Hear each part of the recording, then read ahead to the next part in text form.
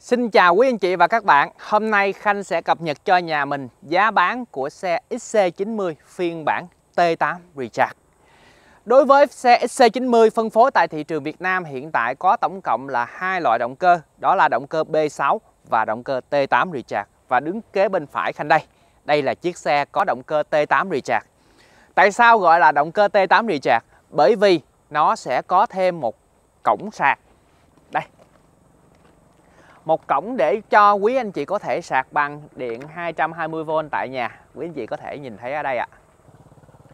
Với cổng sạc này, quý anh chị có thể tự sạc bằng điện 220V tại nhà, hoàn toàn không phụ thuộc vào trạm điện của đơn vị cung cấp ô tô.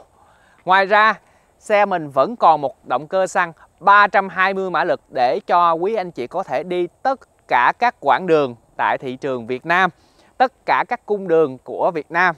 Và quý anh chị có thể ở nhà chung cư, ở nhà phố, ở nhà biệt thự, ở bãi đổ xe mà không phụ thuộc vào vị trí có chỗ cắm điện. Bởi vì xe vẫn được sử dụng bằng động cơ xăng sạc vào cái bộ pin. Quý anh chị không phụ thuộc vào bất kỳ một trạm sạc nào. Quý anh chị cũng không phụ thuộc vào trạm xăng. Bởi vì vừa có điện vừa có xăng. Và với mức tiêu hao nhiên liệu của chiếc xe này chỉ rơi vào khoảng 3 lít cho 100 km chạy, thì không biết với mức tiêu hao nhiên liệu này cho một chiếc xe trên 2 tấn thì có làm hài lòng quý anh chị không ạ? Mọi chi tiết Khanh sẽ giải đáp thêm qua số điện thoại 0788 555 444 dành cho quý anh chị nha. Và Khanh xin phép cập nhật giá bán. Giá bán bên trong các tính năng vẫn giống như B6, vẫn giống như động cơ B6, nhưng sẽ có hơn động cơ B6 là ở hai hàng ghế trước mình sẽ có thêm tính năng là massage. Động cơ B6 thì sẽ không có tính năng massage. Các xe Volvo được phân phối tại thị trường Việt Nam sẽ được bảo hành 3 năm không giới hạn km. Và trong 3 năm này, quý anh chị sẽ không phải trả bất kỳ chi phí nào bảo dưỡng của chiếc xe, kể cả tiền công và tiền vật tư, Volvo sẽ lo cho quý anh chị. Đó là những cái thông tin Khanh muốn gửi đến cho cả nhà mình khi quý anh chị sở hữu thương hiệu Volvo và cụ thể sở hữu các chiếc xe XC90 được nhập khẩu nguyên chiếc tại Thụy Điển. Đây là gái Thụy Điển nha. Rồi bây giờ Khanh chia sẻ cho nhà mình với giá bán lệch so với lại động cơ B6 500 triệu thì cái xe này có gì hấp dẫn để quý anh chị có thể mua và sở hữu. Đối với động cơ T8 Recharge, quý anh chị sẽ có mức tiêu hao nhiên liệu chỉ khoảng 3 lít cho 100 km chạy. Tại sao cơ sở nào Khanh lại nói như vậy? Bởi vì động cơ T8 Recharge này sẽ có một bộ pin trên xe lớn hơn một chiếc xe hybrid. Quý anh chị có thể đi được một cái quãng đường hoàn toàn bằng điện trên cái động cơ T8 Recharge này khoảng 50 km. Và tốc độ không bị giới hạn. Chiếc xe này có thể chạy lên 180 km/h bằng động cơ điện ở cầu sau. Xe mình là dẫn động all-wheel drive. Cầu trước sử dụng bằng động cơ xăng, cầu sau sử dụng bằng động cơ điện. Như vậy, trong một cái bán kính hàng ngày quý anh chị sử dụng xe rơi vào 30-50 km, quý anh chị sẽ không tốn một giọt xăng nào. Quý anh chị chỉ cần sạc điện tại nhà bằng điện 220V. Trong trường hợp đi về nhà, quý anh chị quên sạc, mà cụ thể là cái chiếc xe của Khanh đang đứng kế bên phải Khanh đây. Đây là cái chiếc xe đậu ở bãi thường xuyên và đậu ở bãi không có chỗ sạc. Thì sạc bằng gì? Sạc bằng động cơ xăng. Mỗi lần quý anh chị phanh nó sẽ tự nạp vào và động cơ quay nó cũng tự nạp vào. Thì như vậy quý anh chị đi sẽ không lo lắng là cái chiếc xe mình cần một cục sạc dự phòng giống như một chiếc xe điện hoàn toàn. Đúng không ạ? Rồi, Khanh xin phép giới thiệu các cái tính năng trên cái động cơ T8 Recharge. Cũng giống như là động cơ B6 thì quý anh chị cũng có thể sử dụng cái chiếc xe này để mình tham khảo nha. Cụm đèn búa tho full LED rất là nổi bật. Đối với các xe Volvo, cụm đèn đều được trang bị hệ thống đèn thích ứng. Có nghĩa là khi đi ban đêm gặp một chiếc xe đối diện thì đèn nó sẽ cụp xuống. Thứ nhất sẽ văn hóa giao thông. Cái thứ hai sẽ đảm bảo an toàn cho người đối diện không bị chói mắt. Đó là những tính năng an toàn cực kỳ trên một chiếc xe Volvo. Một cái đặc tính của xe T8 Recharge mà quý anh chị có thể nhận biết ở phần đầu xe đó là đèn cản. Đèn cản ở đây thì nó sẽ không có đèn cản nha. Riêng phiên bản B6 thì nó sẽ có cái đèn ở đây. Đó là những cái đặc điểm nho nhỏ thôi. Và khi mà đến bên hông thì phần má vè bên trái tất cả các xe T8 Recharge sẽ có thêm một cái vị trí sạc bằng điện 220V tại nhà. Quý anh chị có thể cắm sạc tại nhà, rơi vào khoảng 4 tiếng đồng hồ là mình có thể đi được rất là xa rồi đấy. Rồi, mình có thể phục vụ cho cái việc di chuyển hàng ngày mà không phụ thuộc vào động cơ xăng. Và với chi phí 0 đồng động cơ xăng. Hôm nay là ngày 13 tây tháng 6, Khanh quay video này 13 tây tháng 6 năm 2022. Quý anh chị những thời gian sắp tới đang xem video của Khanh thì có thể có cái mức xăng nó khác, rẻ hơn hoặc cao hơn. Nhưng hôm nay Khanh xin phép công bố cho mình giá xăng hôm nay là 16.500 đồng nửa lít. 16.500 đồng nửa lít nha. Thời gian trước thì quý anh chị có thể nói là động cơ xăng của mình rẻ quá, thôi mình mua động cơ xăng thôi. Nhưng mà bây giờ càng lúc Khanh thấy nó càng cao rồi đấy. Và động cơ dầu bây giờ cũng là 27-28 ngàn một lít. Chính vì vậy quý anh chị đi, các chi phí của mình càng lúc càng cao cho những cái chiếc xe to xác kiểu này.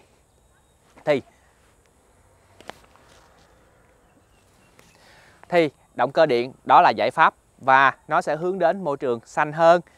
Và Khanh cũng chia sẻ lại là bộ pin của xe T8 Recharge quý anh chị có thể sử dụng 8 năm mà không cần phải lo lắng, bởi vì Volvo sẽ bảo hành cho quý anh chị 8 năm.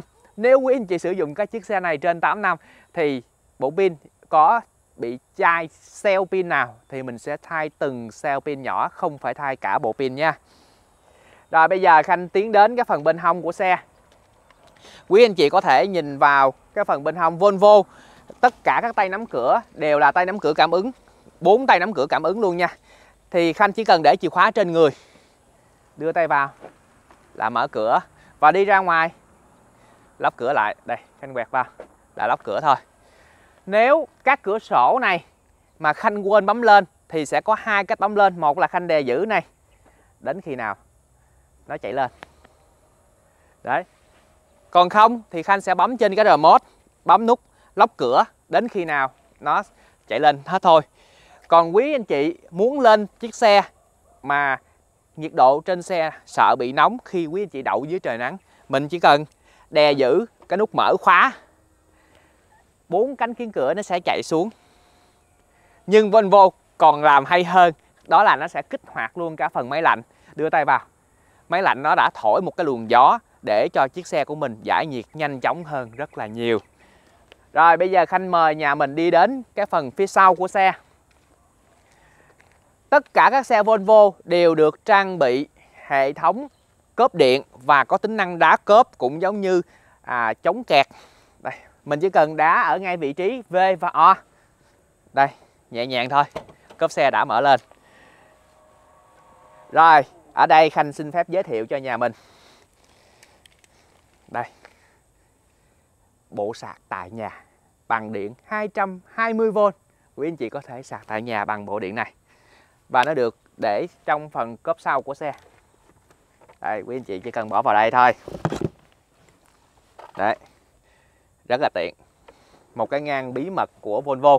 Và cái ngăn này nếu mà quý anh chị muốn mở lên, mình không muốn ai mở lên thì quý anh chị có thể đặt password cho cái ngăn này, thì cái phần cốp sau sẽ không bao giờ mở lên được.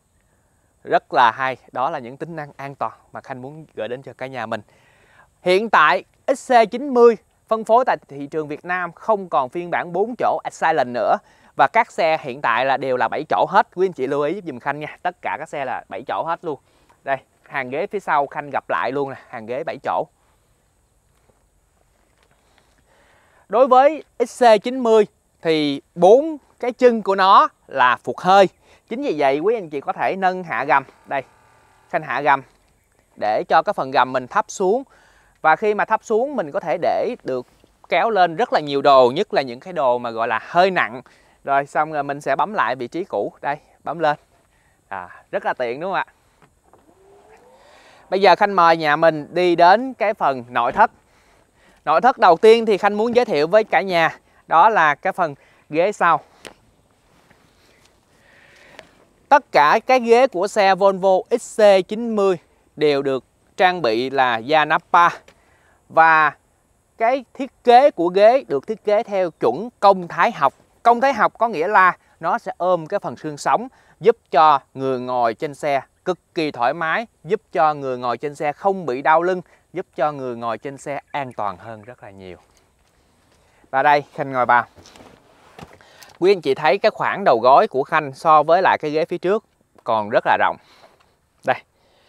Tại sao mà Volvo được thiết kế một cái khoang xe rộng như vậy? Bởi vì máy của Volvo là máy đặt ngang.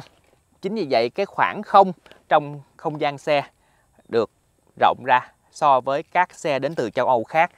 Ngoài ra trên xe nó còn có cửa sổ trời toàn cảnh kéo từ trước ra sau. Đây là lợi thế của các xe châu Âu. Kéo từ trước ra sau, mình có một cái cửa sổ trời cực kỳ to. Rồi vị trí của Khanh đang ngồi thì nó sẽ có cửa gió hàng ghế sau, và có cửa gió hàng ghế sau ở ngay trụ B luôn. Đó, mình sẽ giải nhiệt rất là nhanh, cũng giống như làm mát cực kỳ hiệu quả. Và điều hòa của xe là 4 vùng độc lập. Ngoài ra mình còn có thêm giải trí là hệ thống loa Power Weekend. Đây, quý anh chị thấy không ạ? Hệ thống loa Power Weekend sẽ biến cái xe của quý anh chị thành một cái rạp hát. Rồi mình sẽ có thêm một cái rèm để tăng thêm sự riêng tư trên cái chiếc xe của mình. Bây giờ Khanh mời cả nhà mình đi đến phần phía trước. Bước vào khoang thì quý anh chị sẽ nhìn thấy đây, chữ Recharge. Đây là cái chiếc xe có động cơ T8 Recharge thì nó sẽ có cái phần ốp đây là chữ Recharge nha. Rồi phần vị trí ghế lái. Đây là vị trí ghế lái thì mình sẽ có là nhớ 3 vị trí ghế. Đây, nhớ 3 vị trí ghế. Rồi vị trí ngồi của Khanh thì sẽ chỉnh được cái phần mũi ghế. Đây, Khanh chỉnh cái phần mũi ghế nè. Nó đưa cái phần đỡ chân ghế ra thì khi quý anh chị đi những cái đường dài, cái xe của mình sẽ ngồi cực kỳ thoải mái. Và đối với các xe châu Âu, người ta rất là chú trọng đến cái việc ngồi thoải mái và an toàn. Một cái đặc điểm của các xe châu Âu nói chung là cái hàng ghế thứ hai thường bị chê là cái lưng ghế nó sẽ bị đứng. Nhưng do cái dàn chân treo của cái xe đến từ châu Âu đa số là treo độc lập và tay đòn kép, thành ra khi mà ngồi nó sẽ rất là vững, không bị lắc qua lắc lại.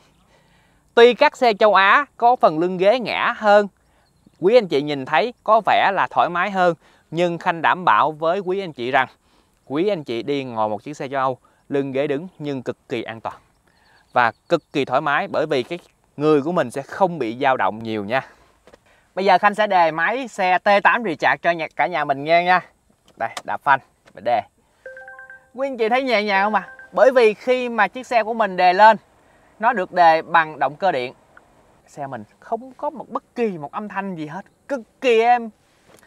Và xe của mình sẽ đi được bán kính 50 km hoàn toàn bằng điện. Và khi cái phần pin xuống dưới 30% trữ lượng thì động cơ xăng sẽ kích hoạt lên, và lúc đó nó sẽ đóng vai trò là một cái máy phát điện.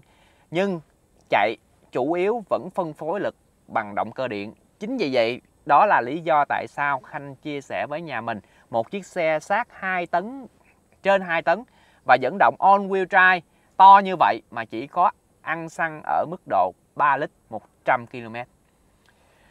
Đối với xe Volvo XC90 và tất cả các xe Volvo phân phối tại thị trường Việt Nam sẽ có thêm tính năng Adaptive Cruise Control, có nghĩa là sẽ giữ khoảng cách so với xe phía trước. Xe phía trước phanh, xe mình phanh, xe phía trước chạy, xe mình sẽ chạy bám đuôi. Ngoài ra nó còn có thêm hệ thống giữ làn đường, chỉ cần một nút bấm nho nhỏ ở đây, rất là chi tiết, một nút bấm nho nhỏ thôi. Còn những tính năng khác giống như đèn thích ứng, rồi ga tự động Cruise Control, rồi gạt mưa tự động vân vân, cái này Khanh xin phép không kể đến nha, cảnh báo điểm mù vân vân, không kể đến tại vì xe nó gần như tiêu chuẩn rồi. Rồi mình sẽ có thêm một cái màn hình hiển thị kính lái ở phía đây. Rồi mình sẽ có thêm là camera 360 độ. Đó. Mình sẽ có thêm tính năng tự động ra vào xe, đổ song song và vuông góc, park in park out. Đây là hai tính năng đổ xe tự động nha. Chỉ cần bấm park in thì cái chiếc xe của mình nó sẽ tìm vị trí. Mình sẽ tìm vị trí đổ xe cho nó bên trái hoặc là bên phải, và mình muốn đổ song song hay là đổ vuông góc, tự động cái chiếc xe sẽ đánh lái và nó làm việc này cho quý anh chị. rất là dễ dàng. Và cái xe của mình sẽ có thông hơi ghế, sấy ghế cho 2 hàng ghế trước. Đây, Khanh đang chỉnh thông hơi ghế và sấy ghế đây. Rất là tiện luôn nha. Rồi, một cái điểm mạnh nữa của xe Volvo đó là đây, Khanh đóng cửa lại, nhà mình sẽ thấy trụ A. Đây, trụ A rất là mỏng bởi vì gương hậu đã được dời lên cánh cửa. Và phần gương hậu của mình, ngoài cái chống chói, cảnh báo điểm mù, sấy gương, đó là những tính năng rất là cơ bản trên chiếc xe. Chống chói bên gương hậu bên ngoài luôn nha. Tức là khi mà ban đêm quý anh chị chạy bị đèn pha vào đây thì nó sẽ tối cái phần gương lại để giúp cho mình không bị chói mắt khi đi ban đêm. Ngoài ra có cảnh báo điểm mù nè, sấy mặt gương nè, tích hợp đèn bảo rẽ, thì đây là những cái tính năng rất là cơ bản trên cái xe Volvo rồi. Ở phần đây thì sẽ có thêm cần số pha lê. Đây, một trong những làng nghề có tuổi đời 200 năm tuổi, cần số điện tử. Rồi, sạc không dây, phanh tay điện tử, auto hold. Đó là những cái tính năng Khanh muốn gửi đến cho nhà mình trên cái chiếc xe Volvo XC90. Sau khi đã tìm hiểu xong giá cũng giống như những tính năng cơ bản trên cái chiếc xe Volvo XC90, mong rằng cái video của Khanh sẽ mang đến một cái gợi ý cho những quý anh chị đang tìm hiểu phân khúc xe khoảng tầm 4 tỷ đến 4 tỷ rưỡi. Cảm ơn cả nhà mình đã quan tâm theo dõi các video của Khanh. Xin chào và xin hẹn gặp lại. Đừng quên nhấn nút đăng ký, nhấn dấu chuông để luôn nhận những video mới nhất. Bye bye và xin hẹn gặp lại ạ.